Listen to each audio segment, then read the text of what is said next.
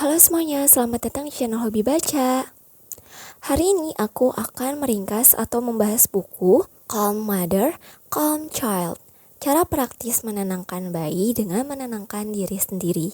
Buku ini ditulis oleh Paul Wilson dan Tania Wilson. Kenapa ketika ibu sedang cemas, bayi pun ikut merasakan cemas? Jawabannya karena aktivitas gelombang otak bayi hampir identik dengan ibu. Jadi kalau ibu sedang cemas atau marah, maka bayi pun akan ikut merasakannya. Jadi penting banget ya untuk kita memahami tentang emosi paralel ini. Kecemasan ibu dan bayi dirasakan ketika masa-masa kelahiran bayi. Ibu merasa terisolasi, tidak dihargai, dan lelah secara fisik. Kita bisa melakukan beberapa cara ketika sedang merasa cemas dan tertekan dengan hal ini. Pertama, menerima situasi ini. Kedua, mengidentifikasi hal apa saja yang membuat ibu tertekan. Kita juga bisa meminta bantuan suami atau orang-orang yang terdekat yang dapat memberikan dukungan. Saat kita mulai rileks, maka ini tidak hanya berdampak pada diri kita saja, tetapi juga untuk bayi. Bayi akan menjadi lebih tenang. Sulit sekali menenangkan anak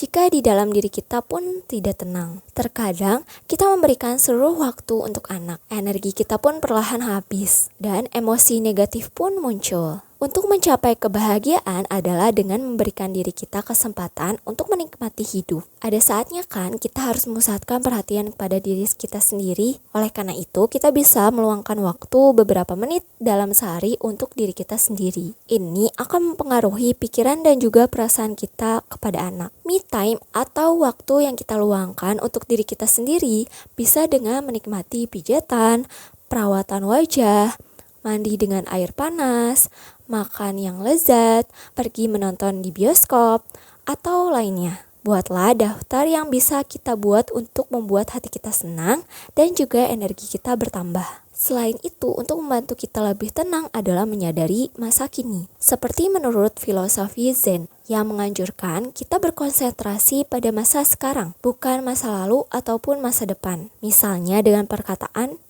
aduh, andaikan dulu aku begini. Abaikan nyinyiran dan juga perkataan orang lain seperti, kok anak kamu kurusan? Coba deh kasih makanan yang sehat. Fokus pada diri sendiri dan langkah yang menurut kita benar. Salah satu penyebab seseorang stres adalah perasaan tidak cukup. Misalnya, tidak cukup waktu untuk melakukan hal-hal yang seharusnya dilakukan. Terlalu banyak hal yang dilakukan.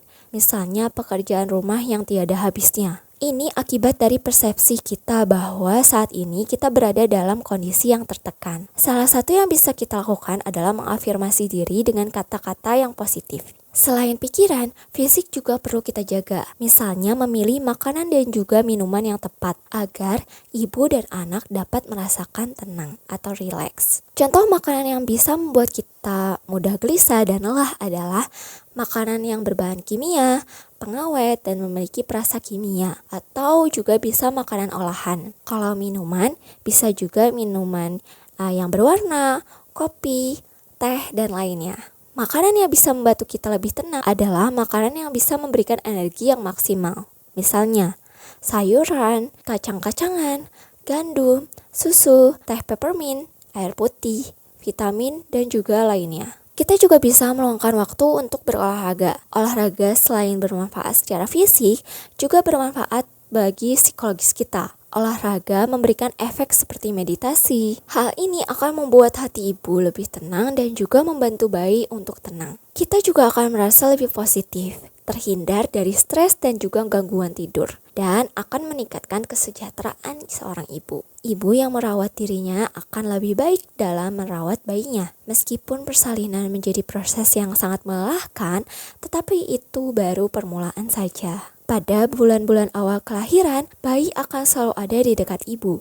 Biasanya kita merasa tidak berdaya dan gagal tidak bisa menghentikan bayi ketika bayi sedang menangis. Tetapi kalau kita memahami bahwa setiap anak itu unik dan berbeda, maka wajar saja jika bayi akan menangis. Dan kita pun akan merasa tenang menghadapinya. Bayi memiliki insting sosial bawaan yang mulai berkembang saat pertama kali berhubungan dengan ibu. Pada hari ke-8 kelahiran, bayi akan membedakan aroma ibu. Ia mulai menyukai suara manusia, terutama suara ibu. Di tahap ini juga bayi sudah menyadari lingkungan melalui sensasi fisik. Pada masa-masa ini, bayi menghabiskan 7% waktunya untuk menangis. Dan menangis adalah metode komunikasi bayi. Bayi membutuhkan ibunya untuk mengatur segala aspek kehidupan. Jadi kalau misalnya bayi menangis dan kita menggendongnya, itu bukan berarti nantinya bayi akan manja. Tetapi ini adalah bonding antara bayi dan ibu. Dan juga bayi akan merasakan lebih tenang ketika dekat dengan ibunya. Pasti selalu akan ada situasi yang membuat ibu marah,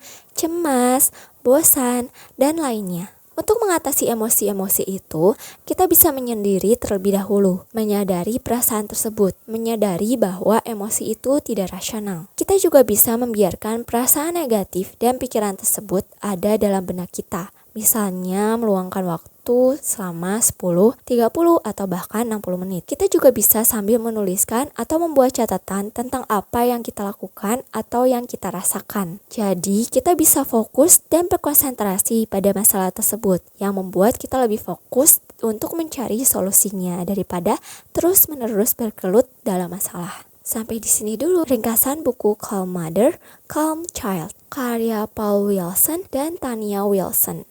Semoga video ringkasan ini bermanfaat dan sampai jumpa di video selanjutnya.